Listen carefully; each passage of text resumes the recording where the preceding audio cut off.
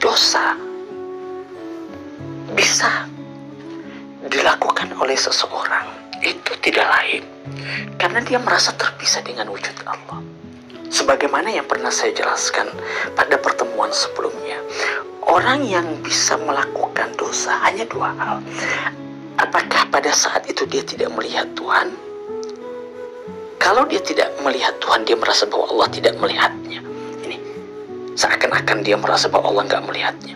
Ini kan nggak ada wujud Allah hadir dalam diri kita, sehingga kita berani untuk melakukan dosa. Nah, ini menandakan bahwa kita telah kafir. Kalaupun kemudian kita meyakini bahwa Allah itu melihat kita, berarti kita sudah menentang Allah, berani menentang. Pada pertemuan sebelumnya ini sudah saya jelaskan, Anda bisa dengar di sana. Nah, oleh karena itu, kesibukan ya terhadap diri kita, nafs kita, ini nafs ini belenggu, ini penjara. Nafs yang berhubungan dengan alam dunia ini yang pada akhirnya membuat seseorang itu menyimpang, terhijabi, menjadi jauh dari hakikat Tuhannya. Dia nggak lagi merasakan keberadaan Allah. Dia sibuk. Coba Anda lihat di alam dunia ini apa yang terjadi. Kita betul-betul larut dengan kehidupan dunia. Kita nggak ingat Allah, nggak ingat, lupa benar gitu. Dalam sholat yang kita lakukan pun, ibadah yang kita lakukan pun pada akhirnya kan seperti itu. Terlihat bahwa apa yang kita lakukan ini kita lakukan bukan lagi karena Allah, tapi semuanya terikat oleh dunia. Dunia betul-betul mengambil seluruh keberadaan kita. Pikiran kita tercurah ke alam dunia, tercurah benar.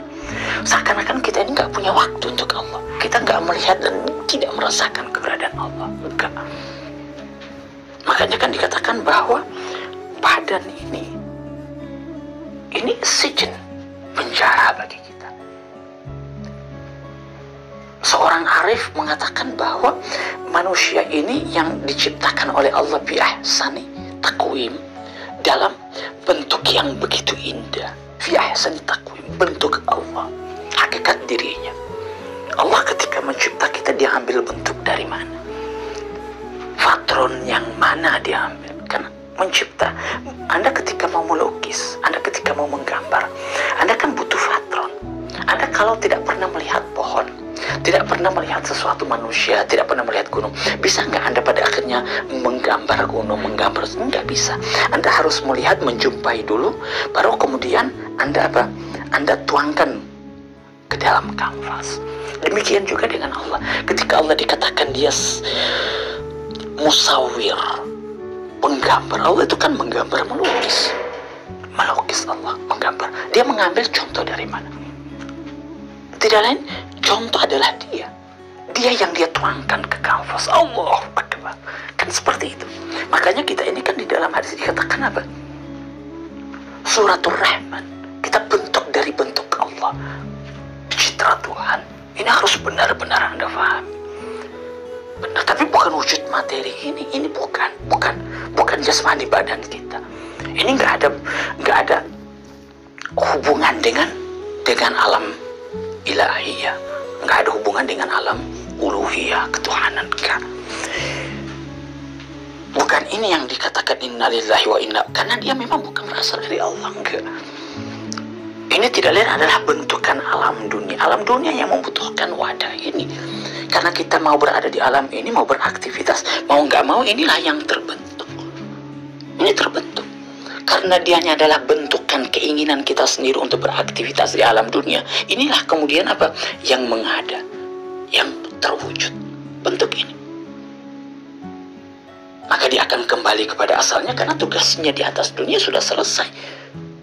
Sudah selesai. Nggak ada kepentingan dia dengan alam sana. Selesai. Dia kembali kepada asalnya, kembali kepada tanahnya, kembali kepada unsur yang memang dia berasal dari sana. Udah hancur. Lalu hakikat diri kita yang berasal dari Allah, yang merupakan suratul rahman, bentuk Allah, citra Allah, yang dikatakan fi ahsani taqwim, sebaik-baik bentuk. Allahu Akbar. Bentuk Allah itu sempurna, wujud Allah itu sempurna, kemudian dia bentuk, dia citrakan formnya, bentuknya dia lihat. Allahu Akbar.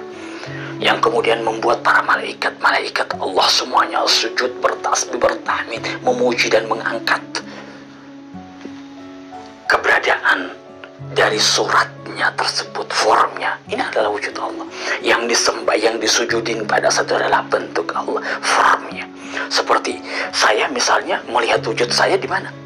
Di balik cermin. Saya lihat wujud saya di depan cermin. Para malaikat kan seperti itu, ketika mereka melihat wujud Adam, cerminan Allah yang dilihat di sana. Kemudian Allah suruh sujud. Mereka ketika melihat wujud Allah, fakaulahu sajidin, sujud mereka. Sujud. Allah perintahkan fakau, sujud mereka. Seketika, sekonyong-konyong terbentuk sujud, tunduk. Sehingga apa? Sakhara lakum ma fis samawati wal ard. Allahu Akbar. Jadi semua apa yang diciptakan oleh Allah ini berkhidmat, musakhirnya oleh manusia, dikuasai oleh manusia, ada dalam genggamannya semua. Sakhara lakum, apa saja Allah berikan kepada manusia ini ada dalam genggaman kita, genggaman kita. Makanya kalau dalam bahasa-bahasa tasawuf, dunia itu betul-betul berada di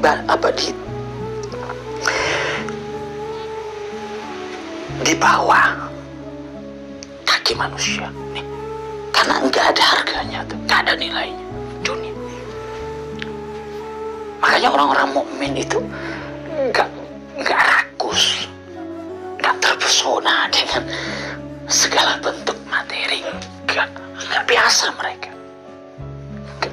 Mereka nggak tertarik gitu. Beda dengan kita.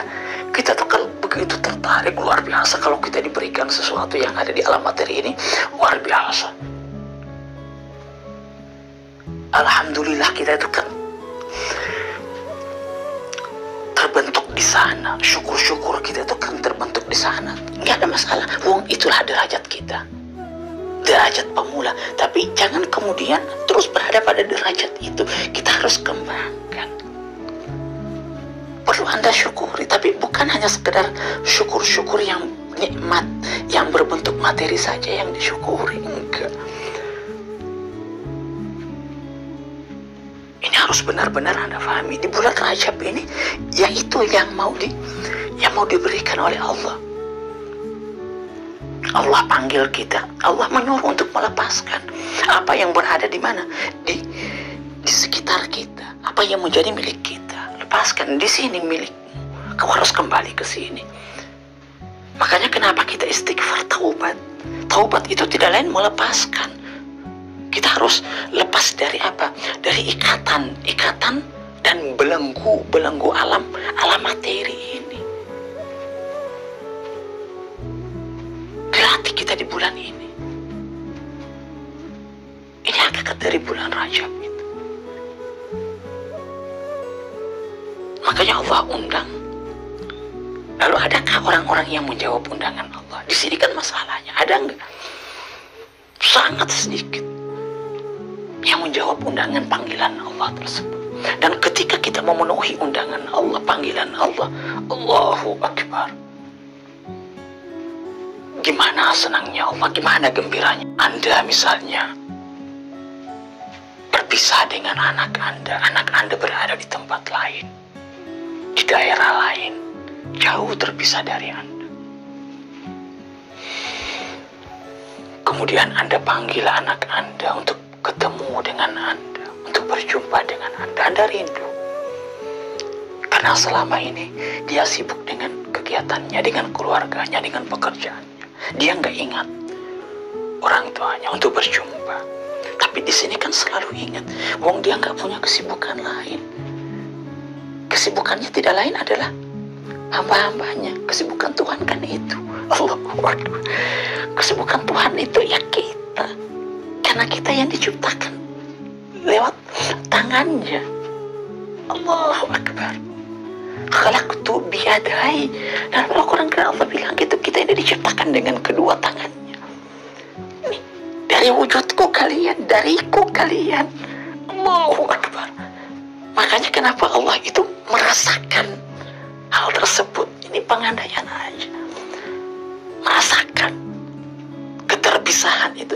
Kalau kita enggak, karena kita ini udah sibuk lagi dengan hal-hal lain. Ada mainan baru kita. Tapi Allah kan, dia melihat, dia betul-betul mencurahkan semuanya kepada kita. Semua dia curahkan, dia berikan kepada kita. Setiap detik Allah memanggil, dia berikan rahmatnya. Dengan kata lain, ya tanda petik, kitalah mainannya Tuhan. Rahmatnya kulla yaumin wa fi sya'nin. Ya dia curahkan terus kasih sayangnya, rahmatnya, perhatiannya kepada kita terus dalam keadaan apa saja. Kulla yaumin. Walaupun Anda dalam keadaan lalai di sana, jauh dari dia, walaupun dia melihat dengan rahmatnya, dengan nikmat yang dia berikan, dengan harta yang dia berikan, lalu Anda itu malah menjauh dari dia, dia nggak peduli. Allahu Akbar. Coba bayangkan, dengan nikmatnya yang kita minta setiap saat, kemudian kita ternyata malah menjauhnya, kita membangkang dengan itu, membanggakan diri dengan itu dan melupakan dia, menisbatkan semua itu kepada kita. Allah bilang gak ada masalah, tetap dia gak putuskan. Kenapa? Karena Allah itu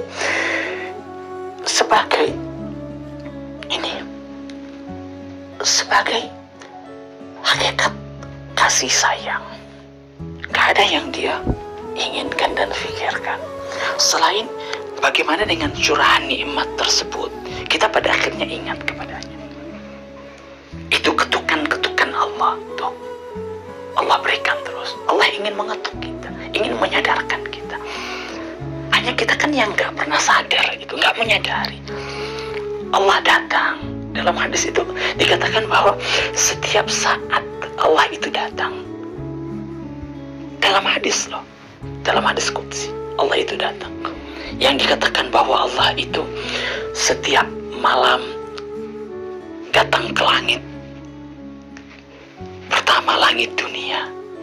Ini maknanya artinya apa? Allah itu datang kepada kita, datang ke kalbu kita. Dia datang, dia mengetuk, dia membangunkan kita, dia memberi salam kepada kita. Seperti itu. Tapi kita nggak mendengar itu, enggak. Panggilan Allah itu kita nggak dengar. Panggilan indah Allah, Allahu Akbar. Panggilan yang terkadang membuat para kekasih-kekasih Allah itu semakin merindu dan mencinta, semakin terbuai hasrat untuk dekat dengan Allah dan melupakan segala sesuatu selain Allah itu begitu besar, sehingga nggak ada lagi kenikmatan yang begitu mereka inginkan selain kenikmatan bersama-sama dengan Allah, bercakap-cakap, berkomunikasi, doa, timbal balik dengan Allah. Mereka rasakan itu luar biasa, kelezatan itu. Allahumma adzikni halawatal ibadah. Manisnya berkomunikasi ibadah. Ini yang mereka inginkan. Tapi kita enggak ke sana, kita sibuk, kita enggak mendengar. Betul-betul alam dunia ini membuat seluruh panca indera kita, bahkan hati kita itu tertutupi. Kita ini hidup di alam pengap, kotor, bising. Pikiran kita yang sibuk dengan berbagai macam hal. Dari pagi sampai mau tidur lagi, sibuk kita dengan diri kita, dengan alam dunia. Kita sibuk. Kita hanya selalu berpikir bagaimana kita ini semakin mulia di alam dunia. Itu saja. Semakin mendapatkan sesuatu, nama kita semakin tenar, semakin dikenal, semakin difahami. Sibuk terus memikirkan hal-hal seperti itu.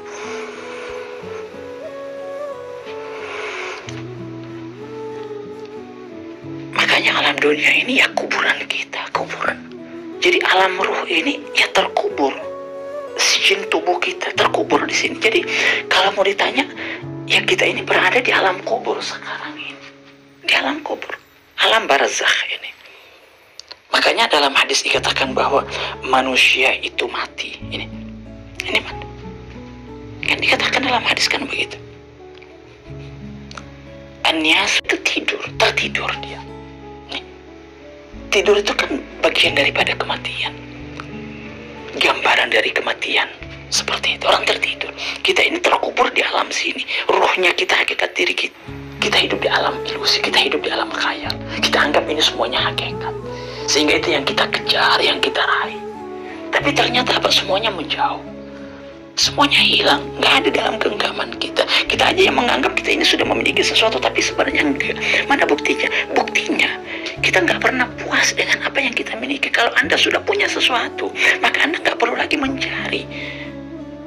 Nggak ada hasrat Anda untuk mencari lagi. Tapi karena Anda memang tidak pernah merasakan itu, tidak pernah menemukan keberadaan itu, sehingga Anda terus kasak-kusuk untuk mencari.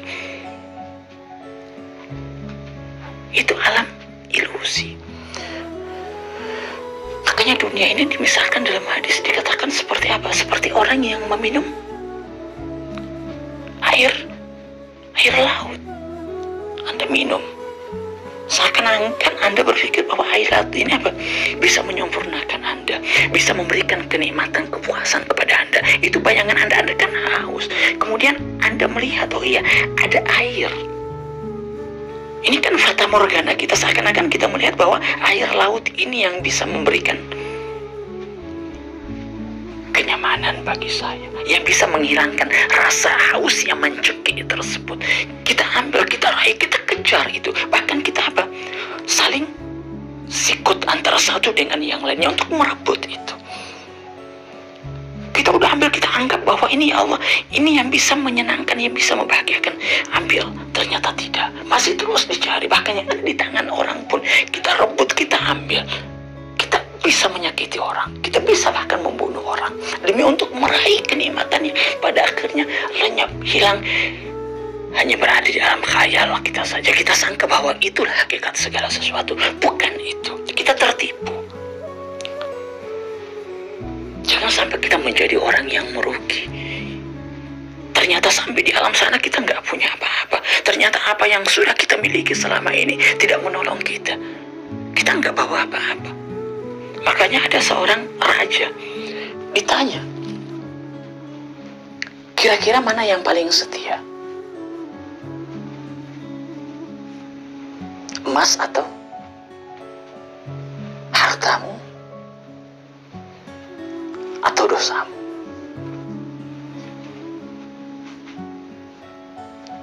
Raja kaget ketika mendengar ucapan itu. Ternyata iya, materi dia yang gak setia sama dia. Emas itu gak setia yang Anda kejar ke sana kemari. Dan dosa kita lah yang akan setia, terus menemani kita sampai di alam sana. Itu ketika Anda bangun, Anda melihat itu, Anda menatap itu, Anda berjumpa dengan itu. Materi enggak, Anda nggak bawa, Anda tinggal. Jadi rebutan orang-orang yang ada di sini. Berarti yang setia apa? Ya dosa kita. Kalaupun kemudian kita mengerjakan amal kebaikan, ya itulah yang akan setia kepada kita. Hakikatnya ya kita, bagaimana kita pada akhirnya memanfaatkan alam dunia ini. Kita jangan sampai terikat itu saja, terbelenggu, melupakan tujuan asli kita, bahwa ini hanya merupakan mazra'ah, hanya merupakan sarana bagi kita untuk bercocok tanam. Bercocok tanam, ini mazra'ah, dunia itu kan dibilang mazra'ah. Untuk alam apa? Alam batin kita, alam ma'nawi kita. Di sini kita bercocok tanam. Kalau kemudian batin kita ini kotor, penuh dengan ilalang, nggak pernah dibersihkan, nggak pernah digali, nggak pernah dirapikan, lalu apakah Anda bisa menanam sesuatu? Kan nggak bisa. Tumbuh ilalang di sana. Bahkan untung-untungan kalau kemudian ada tanah yang bisa Anda tanami. Kalau semuanya gersang, kotor, bahkan penuh dengan batu-batuan, lalu apa yang bisa Anda tanam di sana? Apalagi kalau dia berbentuk seperti padang pasir, gersang, air Anda masukin ke sana, ya pada akhirnya apa? Ya lenyap, hilang begitu saja. Anda coba tuangkan air di padang pasir yang panas terik, kan nggak tersisa itu. Anda masuk langsung hilang. Kan begitu kita, amal perbuatan kita, kebaikan yang kita kerjakan dengan susah payah. Ketika batin kita seperti padang pasir yang kering disebabkan oleh apa? Oleh kotoran-kotoran hasud, dengki, iri. Ini kan sifatnya apa? Sifatnya api, membakar seluruh kebaikan-kebaikan kita. Tidak ditinggalkan sedikit pun untuk kita. Ketika kita datang ke sana, nggak ada kebaikan kita, kosong, melompong. Kita menjadi orang-orang yang apa? Minal khasirin, orang-orang yang benar-benar merugi. Lalu apa yang bisa kita lakukan pada saat itu? Nggak ada. Maka jadi bulan Rajab Allah suruh kita untuk sadar, bangun Anda. Bangun, sadar, kembali, irji, kembali. Kita diundang oleh Allah. Kita memperbanyak istighfar kembali, memohon ampun kepada Allah, menyadari tentang hakikat diri kita. Itu yang diinginkan di bulan Rajab ini. Jangan kita terus terbelenggu oleh hawa nafsu kita. Sampai kapan? Sampai kapan? Ingat, sampai kapan? Sampai kapan Anda pada akhirnya lalai dengan kesibukan Anda? Sampai kapan Anda kemudian menikmati seluruh harta yang Anda miliki? Sampai kapan Anda kemudian asyik dengan teman-teman Anda, berkumpul dengan mereka? Sampai kapan? Sampai kapan Anda pada akhirnya sibuk dengan pekerjaan Anda? Sampai kapan? Sampai kapan kita dengan kelalaian kita? Alam ya'ni lil ladzina amanu an takhsha'a qulubuhum li dzikrillah. Sampai kapan kita pada akhirnya mau datang, mau kembali kepada Allah? Allah memanggilmu. Alam ya'ni lil ladzina, apakah belum tiba saatnya? Kapan itu ya Allah? Kembali kepadamu. Sampai kapan engkau mau berada dengan kondisi seperti ini? Apakah engkau pada akhirnya tidak capek dengan kondisimu yang ada sekarang ini? Apakah pada akhirnya engkau tidak letih dengan keadaan yang membuat engkau terbebani? Engkau pikul seluruh beban-beban yang membuat engkau pada akhirnya menderita. Engkau keluhkan semuanya, tapi engkau tidak mau melepaskannya. Engkau mengeluhkan masalah-masalah itu kepada Tuhanmu, tapi pada akhirnya engkau sendiri tidak menyadari bahwa beban itu tidak pernah akan selesai, tidak pernah akan tuntas. Yang harus engkau lakukan, engkau kembali kepadanya. Kembali, engkau ketuk pintu Allah, engkau datang kepadanya. Engkau serahkan masalahnya kepada Allah. Ketika engkau datang kepada Allah, Allah yang akan menyelesaikan masalahmu. Engkau akan merasa bahwa setiap masalah-masalah yang engkau hadapi begitu kecil. Kenapa? Karena ada Allah di dalam hatimu. Kecil semua masalah dunia, semua masalah yang engkau hadapi sekarang begitu kecil. Besar karena memang kondisimu begitu kecil, hatimu begitu kecil, sempit hatimu, sempit.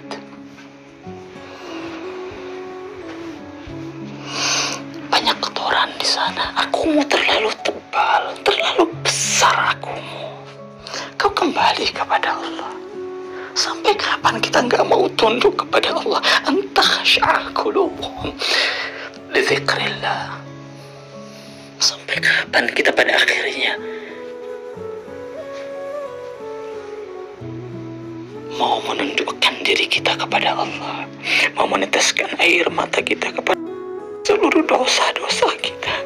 Apakah pada akhirnya tidak ada rasa takut ketika kita pada akhirnya dipanggil oleh Allah datang kepadanya, meninggalkan seluruh apa yang kita miliki pada saat ini? Apakah engkau yakin bahwa engkau akan selamat melewati alam barzakh, alam kubur?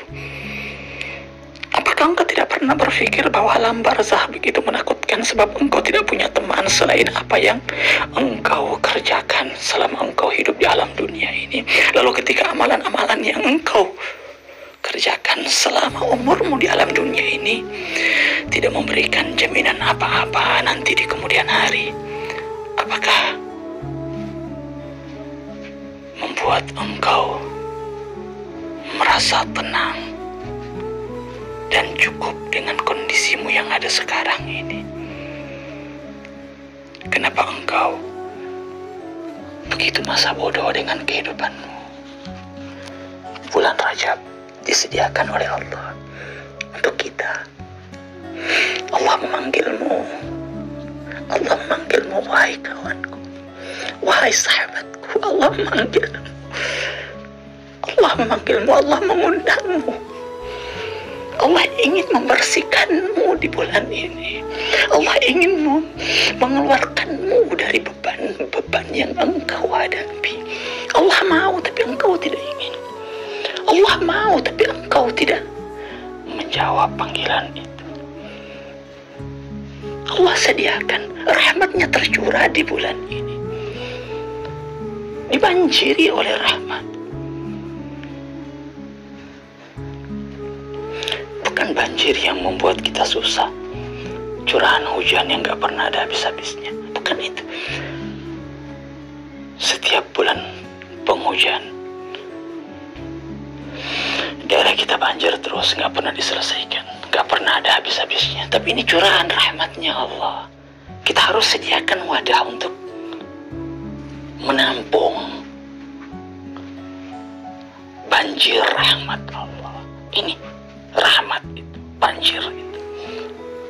Tampung, sediakan wadahmu. Seberapa besar engkau mampu menampung rahmat Allah di bulan Rajab ini? Seberapa besar tergantung kepadamu. Segelas, sebaskom, atau dengan wadah yang tidak terbatas, sebab hatimu tidak punya batas seluas keberadaan Allah. Sebab hanya Allah yang bisa hadir di dalam hatimu. Itulah rumah Allah. Dan manusia tidak pernah akan bisa merasakan ketenangan, tidak akan pernah bisa diisi oleh apapun juga. Hatinya tidak pernah akan bisa merasa cukup dan tenang sampai Allah sendiri yang masuk ke dalamnya. Sebab yang bisa menampung hati manusia hanya wujud Allah. Ini sampai Allah sendiri yang hadir di sana, baru kita merasa plong, baru kita merasa tenang. Bukan hal-hal yang lain. Bukan dengan materi, jabatan, pangkat yang ada di alam dunia ini. Semua tidak pernah akan bisa memberikan ketenangan, kebahagiaan kepadamu. Tidak. Gak akan pernah. Maka manfaatkan bulan Rajab ini, dan mari kita menjadi Rajabiyun. Orang-orang yang mulia, orang-orang yang disifati dengan sifat kemuliaan, sifat Rajabiyun di bulan Rajab ini.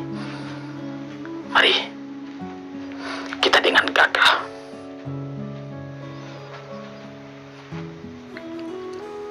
menjawab panggilan Allah. Labbaik ya Allah, saya siap memenuhi panggilanmu di bulan Rajab ini. Saya ingin memanfaatkan bulan Rajab ini. Bantu saya ya Allah. Kita minta itu sama Allah. Labbaik ya Allah, saya siap ya Allah. Saya ingin menjadi hamba-Mu. Saya ingin dekat dengan-Mu. Saya ingin mencapai kebahagiaan-Mu. Saya ingin menatap wajah-Mu. Saya ingin menjadikan hati ini sebagai tempat kehadiran-Mu. Ini yang harus kita lakukan. Labbaika ya Allah. Wassalamualaikum warahmatullahi wabarakatuh.